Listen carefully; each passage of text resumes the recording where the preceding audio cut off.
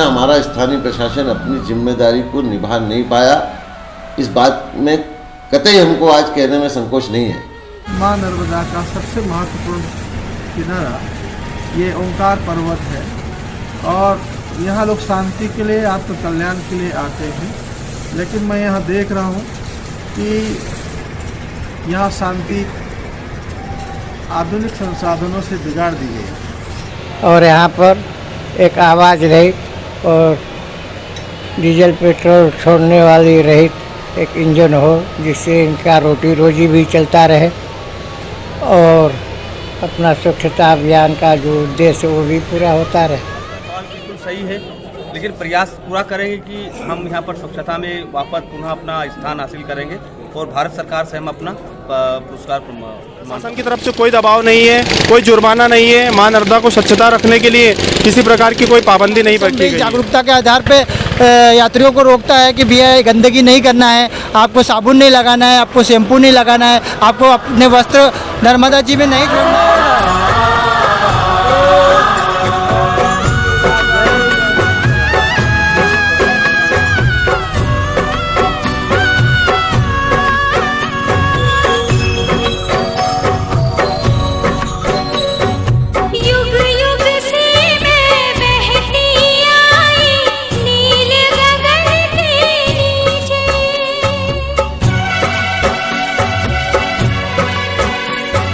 सदी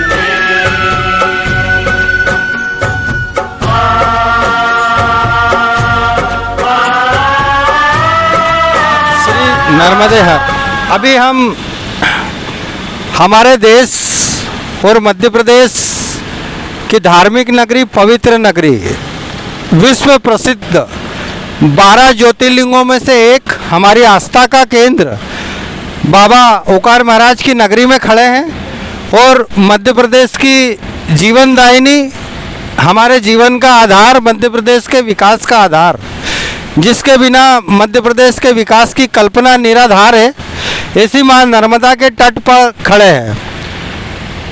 आज मां नर्मदा वर्षों वर्ष आज़ादी के बाद से हमारे देश में खनिज के रूप में सरकार को एक बड़ा राजस्व दे रही है। जल के रूप में भी सरकार को एक बड़ा राजस्व दे रही है।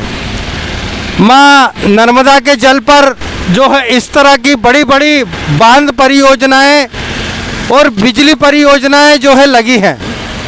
मां नर्मदा के अंदर से एक बड़ा खनिज रेत के रूप में निकलता है, उससे भी सरकार एक बहुत बड़ी रॉयल्टी के रूप में धन अर्जित करती है। परंतु मां नर्मदा आज़ादी के बाद से सरकार का खजाना भरती आ रही है और मां नर्मदा के उद्गम स्थल अमरकंटक से लेकर गुजरात खंभात की खाड़ी, मध्य प्रदेश की अंतिम सीमा तक, इन 75 सालों में मां नर्मदा के जल को प्रदूषित होने से बचाने के लिए मात्र लाखों रुपए में जो बन के तैयार हो जाए, ऐसा सीवेज ट्रीटमेंट प्लांट आज़ादी के 75 साल बाद भी आज सरकार नहीं बना पाई है।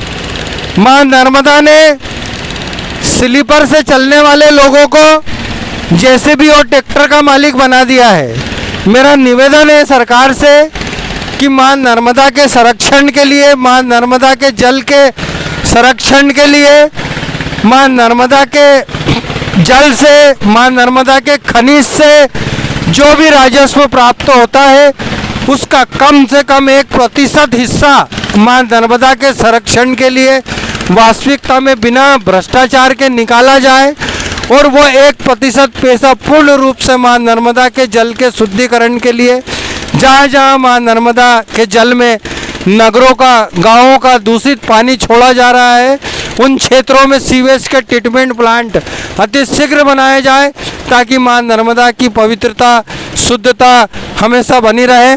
आज हम ऐसे ही एक संगठन के साथ खड़े हैं जो ओकारेश्वर में वर्षों से मां नर्मदा की स्वच्छता को लेकर श्रमदान कर रहे हैं, परंतु यहाँ का प्रशासन उनके कार्य की भी अनदेखी कर रहा है। मात्र रक्षा सेवा संगठन, मेरा नाम ऋषि वर्मा है, मैं मातृ रक्षा सेवा संगठन का सदस्य हूँ। हमारे द्वारा प्रति गुरुवार मां नर्मदा में हर घाट पर हर हफ्ते सफाई अभियान चलाया जाता है, जिसमें मां नर्मदा में से कुंटलों से कचरा निकाला जाता है, जो कि यहाँ पर आए हुए सैकड़ों श्रद्धालुओं द्वारा छोड़ा जाता है। यहाँ पे साबुन शैम्पू का उपयोग किया जा रहा है, लेकिन इसमें प्रशासन किसी भी रूप से हमारी सहायता नहीं कर रही है और मां नर्मदा को बचाने का प्रयास नहीं किया जा रहा है। हमें उन सभी लोगों से निवेदन है जो मां नर्मदा से प्रेम भाव रखते हैं, मां नर्मदा जी को मानते हैं, वो मां नर्मदा को बचाए रखने के लिए हमारा सहयोग करें, हमें सपोर्ट करें, क्योंकि यही मां नर्मदा है जो आने वाले समय में जीवनदायिनी के रूप में जानी जा रही है और अभी भी है। आप सभी से ही निवेदन है कि मां नर्मदा को बचाने के लिए हमारा सहयोग करें और आप सभी का सपोर्ट चाहिए। नर्मदे हर। प्रशासन की तरफ से क्या अपेक्षा करते हैं आप? यहाँ का जो प्रशासन है वो बिल्कुल भी ध्यान नहीं दे रहा है, क्योंकि यहाँ पे श्रद्धालु तो आ रहे हैं, उनका वहाँ का जो भी फायदा उनको मिल तो रहा है, लेकिन मां नर्मदा को किसी प्रकार से कोई सहायता नहीं मिल रही है। प्रतिदिन यहाँ पे गंदगी भी हो रही है। यहाँ पे अनेक प्रकार के जो नगर का गंदा कचरा है, नाला है, देख रहे हैं आप, ये बह रहा है। इसके ऊपर कोई ट्रीटमेंट प्लांट नहीं बन रहा है। यहाँ पे 2-2 नाले हैं गोम्ब घाट पे, हर घाट पे 1 से 2 नाले हैं जो नगर से आ रहे हैं और इस पर गंदगी, पूरी गंदगी आ रही है इन नालों में, और यहाँ की प्रशासन इसके ऊपर कोई ध्यान नहीं दे रही है। हमारा मातृ रक्षा परिवार प्रति गुरुवार यहाँ पे सफाई अभियान चलाता है, हर घाट पे सफाई अभियान चलाता है और इसके ऊपर प्रशासन का कोई भी सहायता नहीं मिल रही है हमें। कई हफ्तों तक, कई महीनों तक यहाँ पे कचरा पड़ा रहता है। आज भी आप ब्रह्मपुरी घाट पे जाके देखिए, वहाँ के रोड पे आपको पोटले बंधे होंगे जो कुंटलों से भरे पड़े हैं और यहाँ के हर जो भी जैसे अम्मोस होती है, पुन्नम होती है, यहाँ पे हज़ारों लाखों श्रद्धालु आते हैं, उनके द्वारा छोड़ा गया कचरा हो गया, पन्नी, पॉलीथीन, शैम्पू हो गया, वो यहाँ पे छोड़ दिया जाता है। प्रशासन की तरफ से कोई दबाव नहीं है, कोई जुर्माना नहीं है। माँ नर्मदा को स्वच्छता रखने के लिए किसी प्रकार की कोई पाबंदी नहीं की गई है। तो मेरा यही मानना है कि आप सभी इस चीज़ के ऊपर ध्यान दें। माँ नर्मदा की सेवा कर रहे मातृ रक्षा संगठन के सदस्य भी शासन के रवैये से पीड़ा में हैं। इनका कहना है कि ये जो सफाई करते हैं और इनके द्वारा जो माँ नर्मदा में डुबकी लगा के कचरा निकाला जाता है, वो भी महीनों महीनों तक घाट पर पड़ा रहता है। उसे भी शासन, स्थानीय प्रशासन यहाँ से उठा के नहीं ले जाता है। इससे बड़ी दुर्गति स्वच्छता अभियान की ओर क्या होगी, जो मध्य प्रदेश के द्वारा घोषित पवित्र नगरी भगवान ओंकारेश्वर बाबा की, ओंकारेश्वर बाबा की नगरी का नगरीय प्रशासन स्वच्छता को लेकर स्वच्छता अभियान के 7 वर्ष बीतने के बाद भी काफ़ी उदासीन बना हुआ है। वरिष्ठ अधिकारियों से निवेदन है, यहाँ के नेतृत्व से निवेदन है कि इस पवित्र नगरी की पवित्रता बनाए रखने के लिए, स्वच्छता बनाए रखने के लिए कड़े फैसले और कड़े कदम उठाएं और इस नगरी को स्वच्छ बनाने में अपना सर्वोच्च नाविक संघ के माननीय अध्यक्ष हैं, जिनका आधार, जिनकी रोजी रोटी का आधार, जिनकी उन्नति का आधार भी माँ नर्मदा है। बताएं भाई साहब, कहाँ चूक हो रही है? नर्मदा जी में शुद्धिकरण में सरकार से चूक तो हो रही है, बाकी इसके साथ में जागरूकता, धर्म से आस्था लेके आते हैं यात्री लोग, ये भी उस आस्था को ठेस पहुंचा रहे हैं। नर्मदा जी में आए दिन कचरा डालते हैं, अपने उतरे हुए कपड़े डाल देते हैं, साबुन से नहाते हैं, शैम्पू से नहाते हैं, शैम्पू के पाउच छोड़ देते हैं। और नाविक संघ भी जागरूकता के आधार पे यात्रियों को रोकता है कि भैया गंदगी नहीं करना है, आपको साबुन नहीं लगाना है, आपको शैम्पू नहीं लगाना है, आपको अपने वस्त्र नर्मदा जी में नहीं छोड़ना है। आप इसको माँ बोलते हो और माँ में ही गंदगी छोड़ते हो। जिस घाट पे हम खड़े हैं, वर्तमान में हम स्वच्छ भारत अभियान द्वितीय में जी रहे हैं। माननीय देश के प्रधानमंत्री स्वच्छ भारत अभियान 2014 में लेके आए हैं और आज वर्तमान में 2022, लगभग 8 वर्ष स्वच्छता अभियान के पूर्ण होने को है। फिर भी ये जो गोमुख घाट है, यहाँ पर स्वच्छता का छा भी लिखा हुआ नहीं दिखेगा आपको चारों तरफ। मतलब आप यहाँ के नगरीय प्रशासन की उदासीनता देखिए कि किसी भी तरीके के इस नर्मदा तट पर स्वच्छता जागरूकता को लेकर किसी भी तरीके के कोई स्लोगन्स नहीं है, किसी भी तरीके की कोई जागरूकता को लेकर कोई गाइडलाइन नहीं है। माँ नर्मदा का तट है, ये देख सकते हैं आप। ये जो है माँ नर्मदा के जल में से निकाला हुआ पॉलीथीन और गंदा कचरा है, जो मातृ रक्षा सेवा संगठन के सदस्यों के द्वारा निकाला गया है। लगभग इस कचरे को यहाँ पर पड़े 7 से 8 दिन हो चुके हैं, परंतु स्थानीय प्रशासन, नगर पालिका परिषद ओंकारेश्वर के जो कर्मचारी हैं, अधिकारी हैं, उन्होंने अभी तक इस कचरे की सुध नहीं ली है। इनकी पीड़ा है। इन्होंने कहा है कि जो हम कचरा निकालते हैं वो महीने महीने तक, 15-15 दिन तक पड़ा रहता है, इसलिए जो है हम इस बार जो है इस अभियान को इन्होंने स्थगित कर दिया है। इस गुरुवार जो है इन्होंने इस अभियान को स्थगित करा है। इनका कहना है कि नगर पालिका परिषद ने जो है हमारा अगली बार का जो हमने कचरा निकाला था उसे उठाकर जो है ट्रेचिंग ग्राउंड तक लेके जाना उचित नहीं समझा। इनकी पीड़ा हम इन्हीं की जुबानी सुनते हैं। जैसे आप देख रहे हैं, जो कचरा है हमारे द्वारा निकाला गया कचरा है और नगर परिषद के जो कर्मचारी है, ये मतलब 8 दिन, 15 दिन, महीना, कभी कभी तो 1-1 महीना हो जाता है, उठा के नहीं लेके जाते हैं। तो हमारे प्रशासन को भी हमने बोला है, तो बोले हम देख लेंगे, ऐसा बोलते हैं हर बार, ताकि उठा के नहीं ले जाते हैं। मतलब करीब अभी शिवरात्रि का कचरा भी उस घाट पे पड़ा होगा अभी तक, तो शिवरात्रि गई है अपने करीब 15 दिन हो गए, तो वो कचरा अभी तक नहीं उठाए वहाँ पर। ये प्रशासन सुनता नहीं है।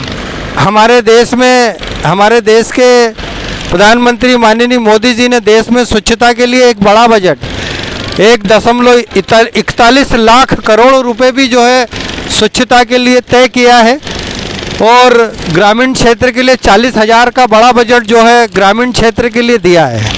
फिर भी हमारे यहाँ पर नगर पालिका परिषद ओंकारेश्वर स्वच्छता को लेकर काफ़ी ज़्यादा उदासीन बनी हुई है। यहाँ के अधिकारी उदासीन बने हुए, ये हम नहीं कहते। यहाँ के जो माँ नर्मदा के भक्त हैं, जो माँ नर्मदा प्रेमी हैं, जो माँ नर्मदा के जल को प्रेम करते हैं, प्यार करते हैं, आस्था रखते हैं, उनके द्वारा मां नर्मदा में डुबकी लगाई जाती है। डुबकी लगाने के बाद सैकड़ों टन कचरा निकाला जाता है। वो कचरा भी यहाँ पर जो है स्थानीय प्रशासन से उठता नहीं है। ये बहुत अत्यधिक पीड़ादायक कार्य जो है यहाँ की नगर पालिका परिषद ओकारेश्वर कर रही है। यहाँ के वरिष्ठ अधिकारियों को ये जो हो रही स्वच्छता अभियान में बड़ी लापरवाही की ओर संज्ञान लेना चाहिए और जो ये लोग माँ की स्वच्छता को लेकर लगे हुए हैं इनका सहयोग करना चाहिए। इसी निवेदन के साथ मैं राकेश चौहान, मेरे सहयोगी बाला भाई पटेल काटकोट के साथ। पर्वकाल पर जनता आती है, दोना में दीपक जलाती है, माला फूल छोड़ती है। अब इस पर सरकार और नगर पालिका को ध्यान देना चाहिए कि भाई नर्मदा की अगर स्वच्छता बनानी है तो ये पहले इंजन को बदलना पड़ेगा। ये इंजन ऐसा होना जो आवाज़ रहित हो और डीजल पेट्रोल इतना न छोड़े, डीजल न छोड़े नर्मदा में जिससे दूषित हो। हर जीव को उससे परेशानी है। डीजल एक ऐसा केमिकल है।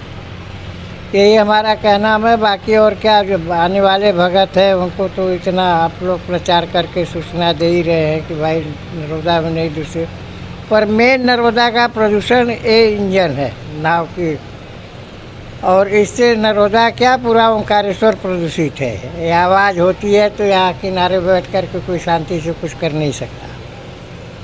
सबसे बड़ा यहाँ का प्रदूषण ये है। अगर सरकार या कोई संस्था या कोई नगर पालिका या कुछ करना चाहती है तो इन इंजनों को बदल दे और यहाँ पर एक आवाज़ रहित और डीजल पेट्रोल छोड़ने वाली रहित एक इंजन हो जिससे इनका रोटी रोजी भी चलता रहे और अपना स्वच्छता अभियान का जो उद्देश्य वो भी पूरा होता रहे। के अंदर भी स्वच्छता अभियान के अंतर्गत हम 3 स्टार रेटिंग पे गए हैं और भारत सरकार द्वारा हमने जो वहाँ पर पुरस्कार भी मिला है हमको। चूँकि अभी वर्तमान की परिस्थितियाँ हैं कि जो आज की महाशिवरात्रि का जो पावन पर्व है, इस पावन पर्व के अवसर पर उम्मीद से ज़्यादा जनसंख्या का सैलाब उमड़ा था और कहीं न कहीं हमारे नगर परिषद के कर्मचारी और कहीं न कहीं प्रशासन भी लगा हुआ है। घाटों के ऊपर गोताखोरों की व्यवस्था है, घाटों पे साफ सफाई की व्यवस्था है। जो जन सुविधा है हमारी ओर से, नगर परिषद की ओर से भी कटापत हमारे कर्मचारी बिल्कुल कंटिन्यू 24 घंटे अवेलेबल है और प्रशासन की ओर से पुलिस का भी सहयोग हमें है, मंदिर प्रशासन का भी सहयोग है, सब मिलकर कर रहे हैं। लेकिन कहीं ना कहीं आपका सवाल बिल्कुल सही है, लेकिन प्रयास पूरा करेंगे कि हम यहाँ पर स्वच्छता में वापस पुनः अपना स्थान हासिल करेंगे और भारत सरकार से हम अपना पुरस्कार प्रमाण पत्र लेंगे। नर्मदे हर ओंकारेश्वर 12 ज्योतिर्लिंगों में जो प्रमुख रूप से है स्वयंभू ओंकार महाराज, उनकी महत्ता और इस समय बढ़ जाती है जब हम देखते हैं कि आज काशी विश्वनाथ का जिस तरह से विकास हुआ है, महाकाल का भी नया प्रोजेक्ट बना है। और ऐसा नहीं है कि ओंकारेश्वर भगवान की तरफ लोगों का ध्यान नहीं है, शासन प्रशासन का ध्यान नहीं है, यहाँ पर भी विकास हुआ है। हम पिछले 5 वर्षों में देखें तो ओंकारेश्वर की भी तस्वीर कुछ हद तक बदली है, लेकिन उसके बावजूद जो बहुत ज़रूरी है, बहुत आवश्यक है, उस और आज तक भी मुझे लगता है कि प्रशासन का पूरा ध्यान नहीं दे पाया। आज भी हम लोग देखते हैं कि गोमुख घाट के बिल्कुल पास में ड्रेनेज का पानी सीधे सीधे नर्मदा जी में प्रवाहित होता है। इसके अलावा हम लोग देखें तो कम से कम 200 से 300 जो मोटर बोटें वहाँ चलती है, वो न केवल ध्वनि प्रदूषण बल्कि वायु प्रदूषण भी करती है। साथ ही जो लोग पूजा के लिए आते हैं, अभिषेक के लिए आते हैं, उन लोगों को भी मंत्रोच्चार तक की ध्वनि नहीं सुनाई देती, इतना शोर सारी मोटर बोटें करती है। और हम लोग इसके लिए लगातार, जब हमारे पूर्व सांसद, पूर्व प्रदेश अध्यक्ष माननीय नंदू भैया जी थे, उसके पहले हमारे राणा जी जो थे, नारायण पटेल जी, उसके अलावा हमारे पार्टी के, मैंने जहाँ तक मेरा अपना निजी अनुभव है, हमारे राष्ट्रीय महासचिव माननीय मुरलीधर राव जी भी जब आए यहाँ, मैंने उनको भी ये चीज़ लिखित में दी कि हम लोग शासन की तरफ से प्रशासन को इस बात के लिए विवश करें कि कम से कम हमारी नर्मदा नदी की स्वच्छता और ओंकारेश्वर तीर्थ का महात्म्य बना रहे, उसके लिए हमने समय समय पर हर तरफ ध्यान दिलाया लोगों का। लेकिन मुझे आज अफसोस होता है कि जनप्रतिनिधियों ने भी जहाँ तक होता है अपनी तरफ से दिशा निर्देश प्रयास किए हैं, लेकिन जो मूल रूप से जिस चीज़ के लिए जिम्मेदारी, जो इस बात की तनख्वाह लेते हैं, वो हमारे जो स्थानीय प्रशासन जिसको कहते हैं हम नगर पंचायत के अधिकारियों को इतने लंबे समय में, आज भारत पूरे देश में इतने लंबे समय से स्वच्छता का जो अभियान चल रहा है, उसके बावजूद ओंकारेश्वर में हमारा स्थानीय प्रशासन अपनी जिम्मेदारी को निभा नहीं पाया। इस बात में कतई हमको आज कहने में संकोच नहीं है, और इसलिए मैं इस माध्यम से उनसे फिर से अपील करता हूँ कि अपनी जिम्मेदारी को समझें और इस तीर्थ क्षेत्र के, इस पवित्र नदी के इस महात्म्य को, ज्योतिर्लिंग के महात्म्य को अपनी तरफ से कम करने का पाप ना करें, और इसको स्वच्छ बनाए रखकर लोगों की आस्था के प्रति, हमारे पौराणिक महत्व के प्रति और धार्मिक महत्व के प्रति अपनी जिम्मेदारी को निभाएं। ये बहुत ही आवश्यक है, क्योंकि एक छोटा सा मैं अपना उदाहरण देना चाहता हूँ कि जो भी पवित्र नदियाँ हमारे देश में आई है हमारा उद्धार करने के लिए, निश्चित रूप से हम लोग जब अपनी जिम्मेदारी नहीं निभाएंगे और उनको गंदा करेंगे, उनकी पवित्रता को समाप्त करेंगे, तो वो नदियाँ आज नहीं कल सिकुड़ जाएगी, सिमट जाएगी, और उसका फिर कोई विकल्प नहीं बचेगा। इसलिए आज जागना बहुत ज़रूरी है, और बहुत बहुत धन्यवाद देता हूँ मैं चौहान जी को, जो इस कठिन कार्य के लिए, इस जरूरी कार्य के लिए अपना समय, अपना समर्पण दे रहे हैं। बहुत बहुत शुभकामनाएं, बहुत बहुत धन्यवाद। देवो शांतिरंतरिक्षं शांति पृथ्वी शांतिरापः शांतिरोषधयः शांति वनस्पतयः शांति। मनुष्य शांति की खोज में जगह जगह प्रयास कर रहा है, शांति प्राप्त नहीं हो रही, और उसी शांति की खोज में लोग तीर्थ स्थान में आए। शांति का तात्पर्य पवित्रता और स्वच्छता से, जब तक इंसान का बाह्य और आंतरिक स्वरूप शांत नहीं होगा, पवित्र नहीं होगा, उसे शांति प्राप्त नहीं होगी। तीर्थ स्थान पवित्रता के लिए जाने जाते हैं, और यहाँ शांति बेहद ज़रूरी है, क्योंकि ये साधना की स्थिति होती है, और साधना का पहला चरण ही शांति है। हमारे वेदों ने ये कामना की है कि आकाश शांत हो, पृथ्वी शांत रहे, जल शांत रहे, वायुमंडल शांत रहे। जब ये पंच तत्व शांत होंगे तो फिर स्वतः एक माहौल बनेगा, हमारा मन शांत होगा और साधना के लिए अनुकूल माहौल होगा। ओंकार नगरी माँ नर्मदा का एक पावन तट है, और सबसे महत्वपूर्ण ये स्थान है। माँ नर्मदा का लगभग 3300 किलोमीटर का एरिया है, क्षेत्र है, जिसमें लाखों लोग निरंतर प्रदक्षिणा कर रहे हैं और अपने लोक परलोक को सुधरने का, जीवन सफल होने का कामना कर रहे हैं। और उस माँ नर्मदा का सबसे महत्वपूर्ण किनारा ये ओंकार पर्वत है, और यहाँ लोग शांति के लिए, आत्मकल्याण के लिए आते हैं। लेकिन मैं यहाँ देख रहा हूँ कि यहाँ शांति आधुनिक संसाधनों से बिगाड़ दी गई है। ये जो आप सुन ही रहे हैं, तो जलयान जो नावें, बोट चल रही हैं, इसमें अनियंत्रित ध्वनि प्रदूषण फैलाने वाले इंजनों का इस्तेमाल हो रहा है। ये सब बंद होना चाहिए। इससे जलचरों को बहुत नुकसान हो रहा है, जलचर दुखी हैं। थलचर जलचर नभचर नाना, जय जड़ चेतन जीव जहाना, सीय राम मैं सब जग जानी, करऊँ प्रणाम जोर जुग पानी। ये संत तुलसीदास जी महाराज की वाणी है, महान पुरुषों का वाणी है, पुराणों का वाक्य है कि थलचर नभचर ये सब भगवान के रूप में सृष्टि चल रही है, और इन आवाज़ों से थलचरों जलचरों को बहुत कष्ट हो रहा है।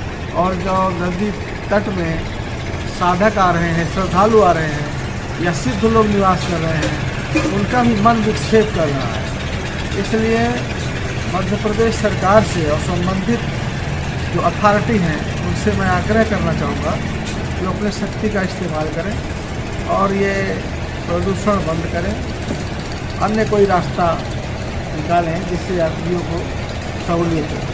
और जब मन पवित्र होगा, मन शांत होगा, तब पवित्रता बाह्य पवित्रता होगी, तो ही हमारे अंदर की पवित्रता आएगी।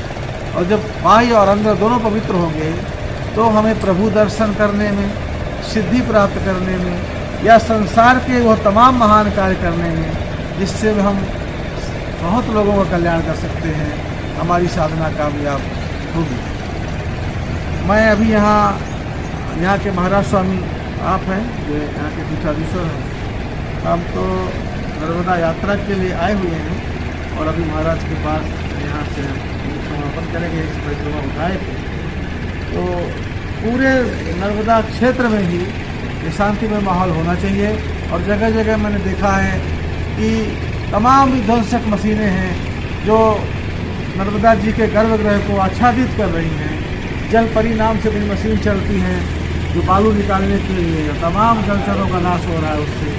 पोखरण मशीनें लगी हैं, जेसीबी लग रही हैं, जो गर्भगृह को बिगाड़ रहे हैं। ये कैसी भावना है, कैसी भक्ति है। एक तरफ हम माँ का दर्जा दे रहे हैं और दूसरी तरफ उसके कोख को उजाड़ रहे हैं।